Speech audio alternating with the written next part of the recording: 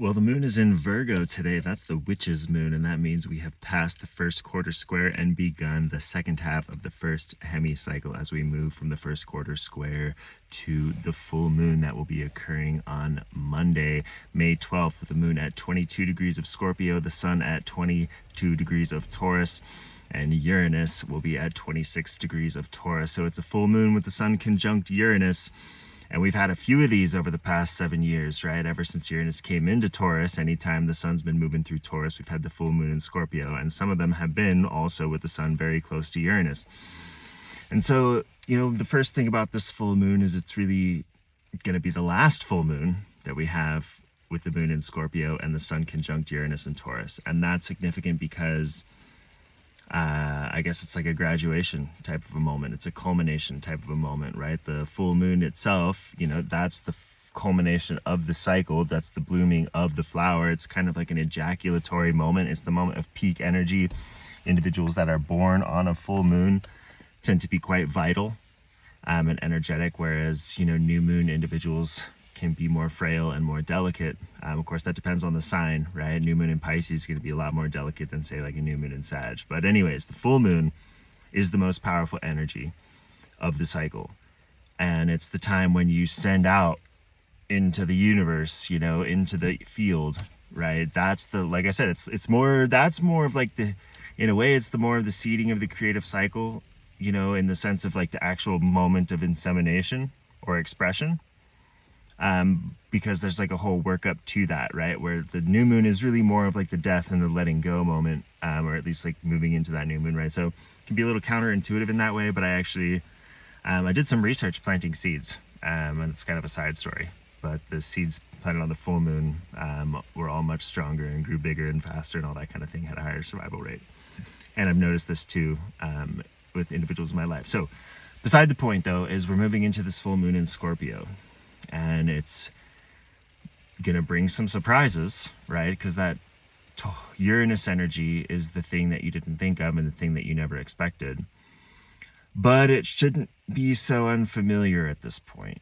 And the reason why, I put these out a week ahead of time, so that you can have a week to like prepare yourself and get aligned for this giant expression that's about to happen, that in so many ways is a culmination of everything that we've been through on this journey since 2018.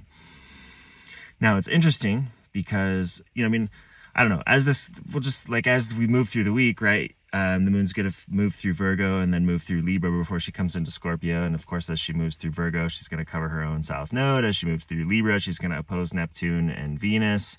And of course, as she's in Virgo, she's going to trine Uranus, right? So it's like, yeah, there's some grounding energy. But that's not what's the most interesting to me. And I think, so as this week progresses, we definitely want to have our shit together. That's the Virgo energy without being like obsessive over it, because it is the south node, right? And the south node energy is the energy where we can get stuck or feel trapped, or it describes like the current reality.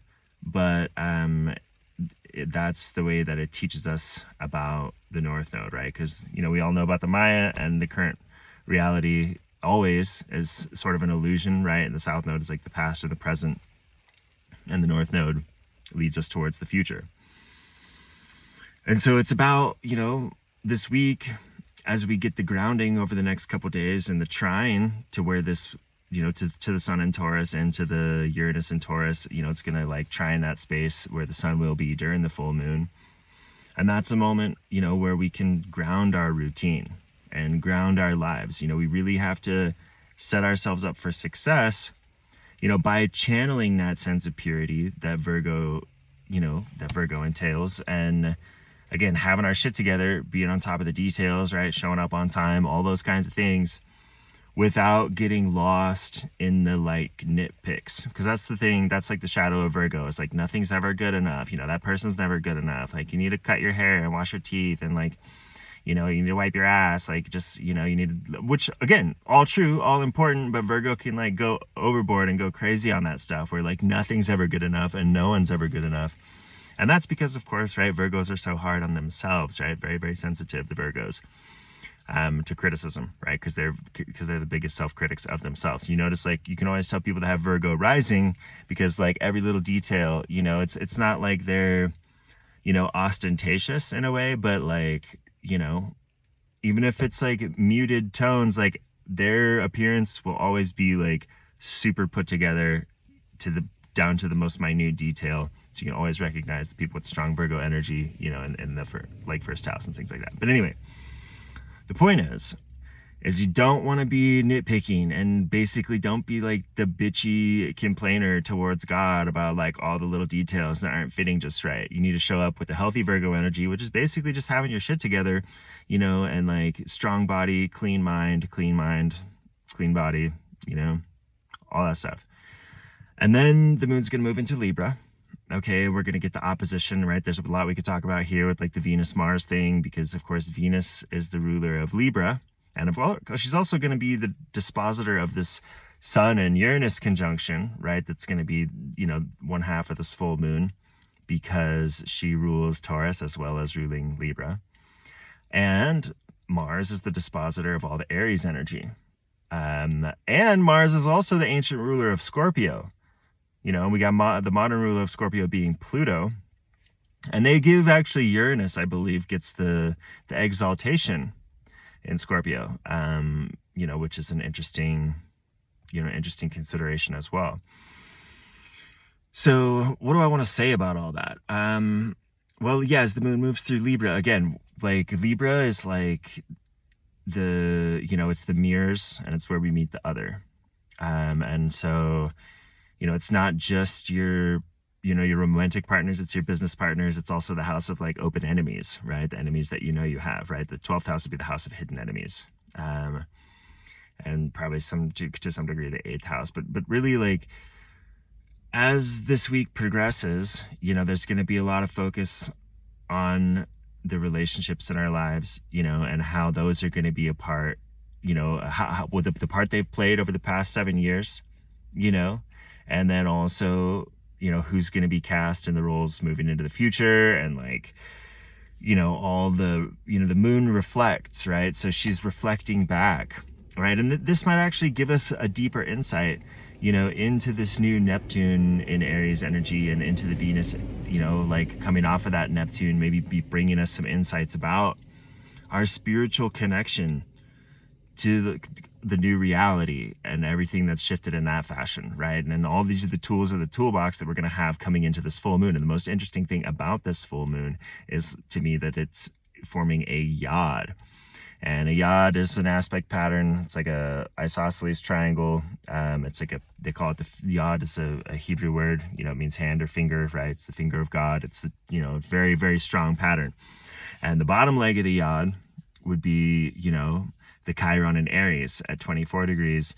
And the top leg of the yod would be the Jupiter in Gemini. And of course, right at that midpoint between those two legs is the sun, with Uranus right here. And that's very interesting because, like, I was born under a very similar aspect pattern, but not quite, right? But I have a lot to say perhaps about the yod, because, it's the bottom leg, represents the homework to be done. And that's the Chiron in Aries, and so we're graduating from that too, right? And of course, it's going to be a little while before Uranus fully leaves Taurus forever. It's going to be a little while before Chiron fully leaves Aries forever. But at this point, the groundwork has been laid. It's like by the time you get to like the last semester of your senior year, it's like you pretty much already have your GPA. Like, graduation's just around the corner. You're gonna graduate. You're gonna be done with school. You're gonna be moving into a new chapter. But like, you learned what you learned, and you did what you did, and now you're gonna have to go into the professional world and like do something with that. So if you fucked it all up, then that's fucked, and if you did a great job, that's great. But the Uranus is saying that there's still some surprises around the corner. Right, and so the bottom leg of the yod is the homework to be done. That's the 6th house. If you step from the moon 6 houses away, that would be the Aries. And the 6th house, is, again, like, we're going to get kind of deep at the house stepping here. It's it's again the house of your service and your daily work and everything. So for Scorpio people, their sixth house is Aries, and in a lot of ways that's their homework, right? Is to like is like because Virgo's like your homework, right? The Aries energy is like it's the lighthearted, it's the initiation, it's not so concerned with like the deep plots and plans and, all the machinations and everything that has to do with Scorpio. It's like, why don't you just like get out there and be yourself? Because that's what Aries does. And the Chiron there is like, again, so repetitive, right? Because we talked about this so much, but it's like, again, like, what did you need to heal so that you could get out of sitting in a dark hole, which is Scorpio, and get into just getting out into the world and shining your light, without overthinking it and without like, having it be some sort of like power play, or like associated with like this merging or this transaction that you need to have with this individual or this institution, or like the power you need to get from somewhere else. Aries is like, I got like enough fuel to take me wherever I need to go. I don't need anybody else. I don't need anything else. And of course, Chiron there, right, has been trying to heal the parts of us that haven't felt ready to show up for that and in that way. And then the top leg of the yod is the Jupiter in Gemini. And the top leg of the yod is like the benefits to be reaped, by integrating these three, because these three very like discordant points. And the Aries and the Gemini, right, the bottom leg, the base of the yod is not discordant. That's a sextile always, right? And so it's really the double quincunx, right? That's where like the discord comes in, and that's where the pressure comes in, and that's where like the destiny factor comes in. And so to integrate Aries with Gemini, right? So then Gemini, is the, again, it's the information. It's the path forward, and it's the return of the innocence and the lightheartedness, right? I mean, Gemini is the 8th house from Scorpio, and the 8th house represents like our deepest fears, okay? And so it's like, oh, what's Scorpio's deepest fear? It's like a puzzle that can't be solved. It's a question that has no answer, right? Like it's totally superficial, in a way, like, because that's the Gemini. It's like, well, like, why is the sky blue? Like, I don't really know. Like, it doesn't really matter. Like, I was just curious, right? And that's the Gemini energy of just pure curiosity, for the sake of curiosity. There's no deeper agenda. There's no like hidden meaning. And that's really intense, as as silly as it might sound, like accepting things at face value, that there might be no deeper question, there might be no deeper meaning, that the world just kind of like is as it is Scorpio's greatest fear, right? And that, again, that innocence, right? That, Scorpio's like so intense, you know what I mean? That the innocence can feel kind of scary, right? To get back to just being like, in the hands of God in like an innocent way, and just kind of giving it all up, the control, the power, that's the Scorpio's greatest fear, right? Because Gemini just rides on the wind, right? And I think that sort of flippant, casual, like the right word, is escaping me at the moment. But that's what's so difficult for Scorpio, right? It's just flying by the seat of the pants and just letting the wind blow you where it takes you. But when we do that, with the courage that Aries offers, and then the depth that Scorpio brings, because that's the whole point about Scorpio. Scorpio brings the depth, and this is like the whole thing about the Gemini Scorpio quincunx, right? Is like to have the breadth of Gemini and the innocence of Gemini, and the childlike sense of wonder, where we just are a witness for the beauty that God can bring. And also having the depths of Scorpio, of the deeper answers, and of the transactions that need to take place, and rooted in our own sense of our own power, and the willingness to go through the valley of shadows, and face the death moment and the transformation and the merging with other entities. I mean, like, there's so much there, right? Because Pluto ultimately is the ruler of Scorpio.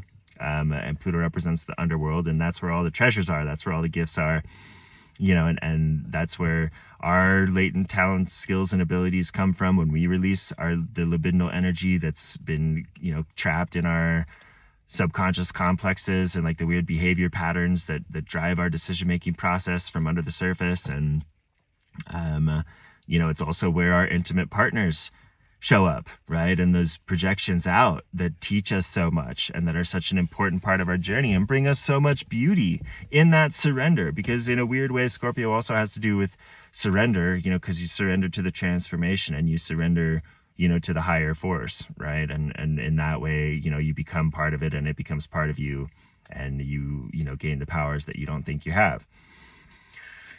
And Scorpio also is the loss and abandonment and betrayal, right? And so like with the moon in Scorpio in this graduation moment, these are the themes at play of how have we learned to heal our courage? How have we learned, because the Taurus stuff is like the self-worth stuff. And that's what's in the middle. So that's what's at in between the two legs. So there's the two legs of the yod.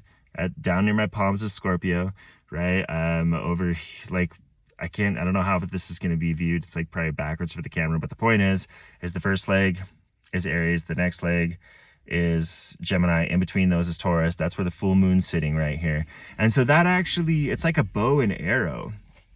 There's so much tension there, but it's shooting towards this full moon, towards a recognition of our own power, right? And in order to feel fully empowered, we have to have the courage and the innocence and curiosity.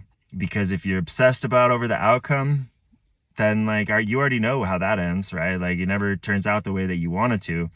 When you like do the South Node in Virgo, try to like be so in control and so fucking uptight and like micromanage every detail to the point where God's like, you're not even leaving me any room in your life to like bring any miracles, because you're so obsessed with your own control and your own story and your own like idea of the way this should go, where instead you just have to have the courage to go through the stuff that the universe puts on your plate and show up to it with a sense of joy and wonder and innocence, the way Gemini would, where it's like, Gemini is the sign where like something really terrible can happen and they'll find a way to laugh it off and they'll find a way to fit it into their story, and they'll find a way to put the best face on it. And that's kind of, again, those are the things that Scorpio struggles with, right? Of like the surrendering to the process, and finding that sense of innocent wonder that can allow, that is the invitation for spirit to come in and do its thing, okay? And that thing is related to your money. It's related to your self-worth, right? It's related to the ways that you've been able to transform that space over the past 8 years, of the way that, like, how do you talk to yourself? What's the internal narrative sound like? Is it full of self-flagellation? Like, oh, I'm a fucking idiot and I suck and like all this kind of stuff. Like that stuff has to go, because otherwise,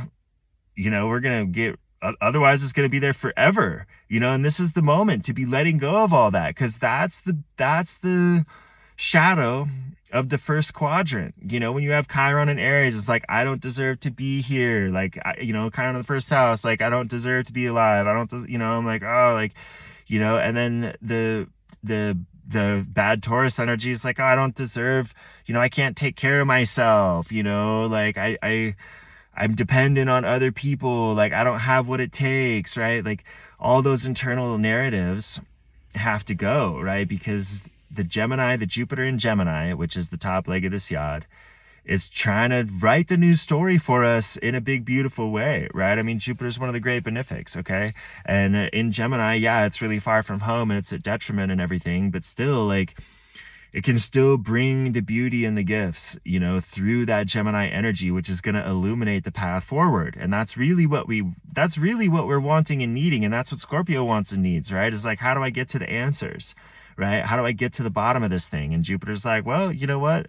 If you feel good about yourself and you show up with courage, maybe I can actually help find the way here. And especially because this Pluto retrograde is the dispositor of,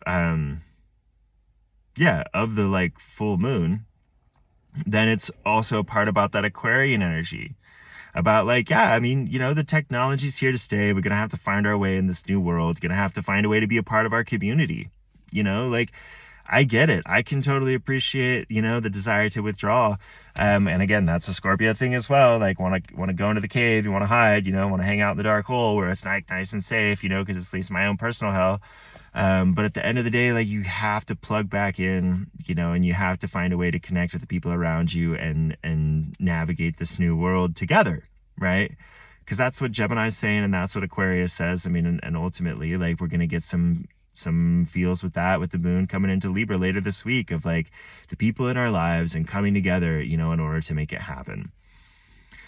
And so, the interesting part too, if we do more of the house stepping, right? I mean, all the Aries stuff is the 12th house for Taurus, so part of this too is about healing our wounds with God and like forgiving God for everything that we've been through, right? Chiron in the 12th house is like, yo, God has had it out for me. Like, it's like the story of Job, where it's just like, man, the universe just keeps fucking me over. Like, gonna have to let that stuff go, and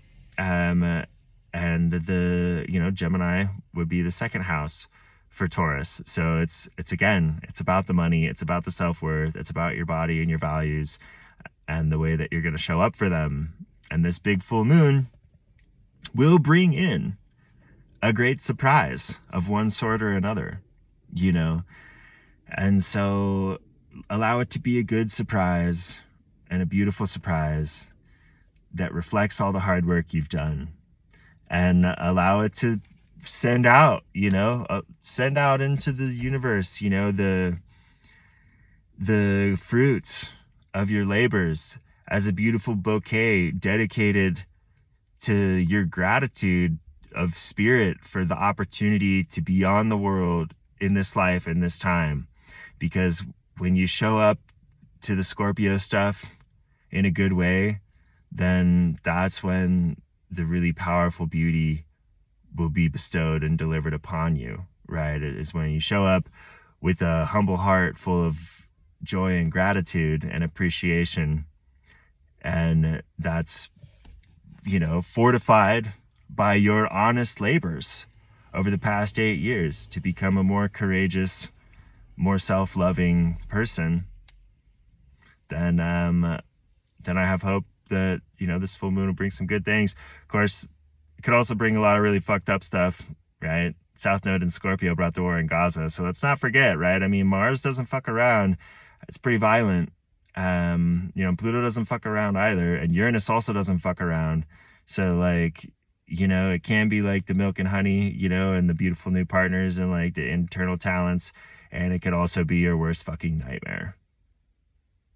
So this week, prepare yourself energetically to like offer your works up to this full moon and be in a space of innocent, childlike wonder with the intention to witness what it brings you. Have a great week, fam.